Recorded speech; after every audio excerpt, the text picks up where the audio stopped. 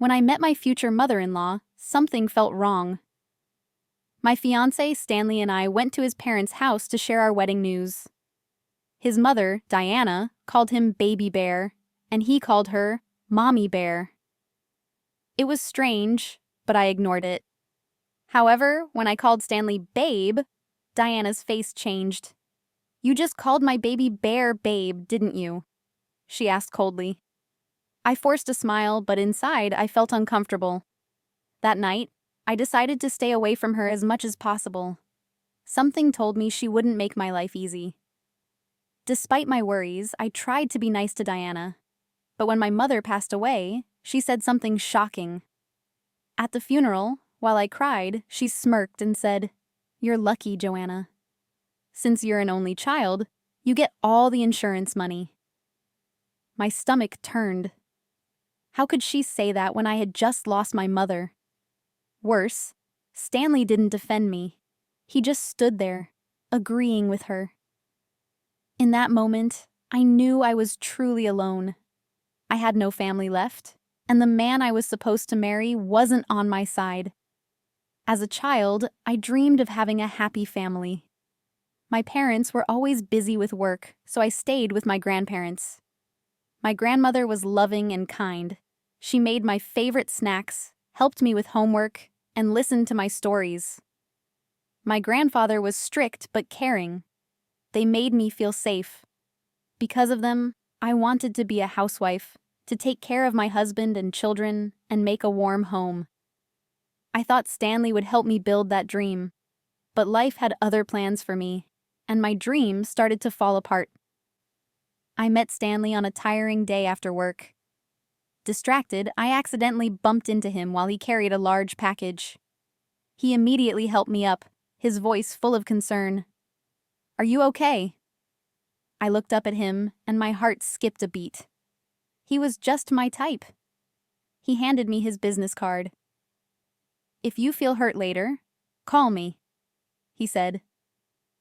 I found myself thinking about him every day. I finally called him, and that call led to our first date. We kept meeting, and before I knew it, I had fallen deeply in love.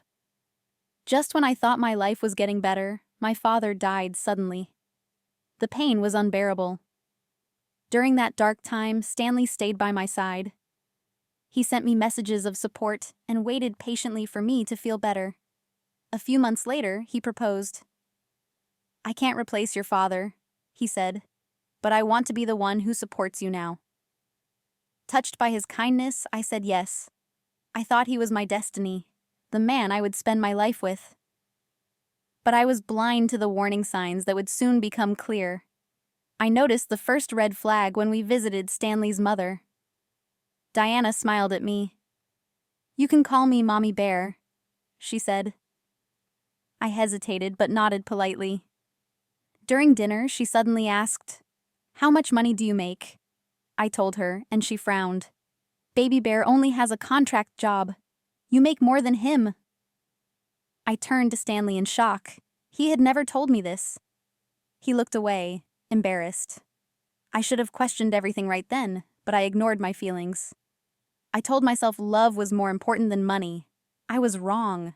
Diana was too attached to Stanley. She treated him like a little boy, not a grown man. He always listened to her, never saying no. When she scolded me for calling him Babe, he didn't defend me. "Mommy Bear, let's not fight today," he said, trying to calm her. I felt a chill. It was like I didn't belong in their world. Diana wanted Stanley all to herself, and I was just in the way. Still, I told myself I could handle her. I didn't realize then how much power she had over my husband-to-be. Even with my doubts, I married Stanley. I had once dreamed of quitting my job to be a housewife, but something told me to keep working. I only saw Diana a few times a year, so I thought I could deal with her. But when my mother passed away, Diana's true nature showed. "Now that your parents are gone, I'm the only one left for you to take care of," she said, smiling. My hands shook with anger. It was like she was celebrating my loss. And the worst part? Stanley just stood there and let her say it. The final betrayal came when Stanley made a shocking announcement. One day, he came home and said, "I bought us a villa."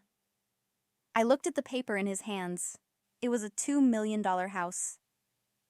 "How did you pay for this?" I asked, my heart pounding. A voice on a video call answered instead. It was Diana. "With your money, of course," she said happily. My stomach dropped. I ran to check my bank account, expecting the worst. But when I opened it, the money was still there. I realized something wasn't right. They had made a huge mistake. Stanley had planned to steal my money, but didn't know he needed my signature to withdraw it. Desperate, he stole money from Diana instead. She had hidden $500,000 in cash, thinking banks were untrustworthy. When she thought they were spending my money, she encouraged Stanley to buy the villa. But when she found out the truth, Zrania, she exploded with rage. "You stole my money?" she screamed. Stanley panicked. He had no job, no savings, and a giant mortgage. For the first time, I saw him for what he was, a weak man controlled by his greedy mother. Stanley thought I would fight for him, but I didn't. He handed me divorce papers, expecting me to cry. Instead, I signed them immediately. "Thank you," I said, smiling. He looked shocked. "You really want this?" "Yes," I said firmly. I packed my things and walked out, leaving behind the lies, the manipulation, and the betrayal. I had lost my trust in him, but I had found something more important: my freedom. A few weeks later, Stanley called. I ignored him, but then I saw a voicemail. "Mommy Bear fell in the pool and hurt her back," he said. "She can't walk anymore. I need help." I deleted the message without a second thought. Diana had spent her life controlling people, and now she was helpless. Stanley had no job, no money, and no way out. For the first time in years, I felt completely free. After the divorce, I focused on my job. I used to see work as just a way to make money, but now I truly enjoyed it. I got promoted and felt proud of myself. I once thought my happiness depended on having a husband. Now, I realized I was happier on my own. Looking back, I saw so many warning signs, but I had ignored them because I wanted love so badly. Now, I knew better. I didn't need a man to complete me. I had my own life, and that was enough. I once believed Stanley was my fate, but I had rewritten my own future. No longer trapped by lies and deception, I was finally free to live on my own terms. Sitting in my new apartment, sipping my coffee, I smiled. My past had shaped me, but it didn't control me. I was free. I was happy. And that was all that mattered.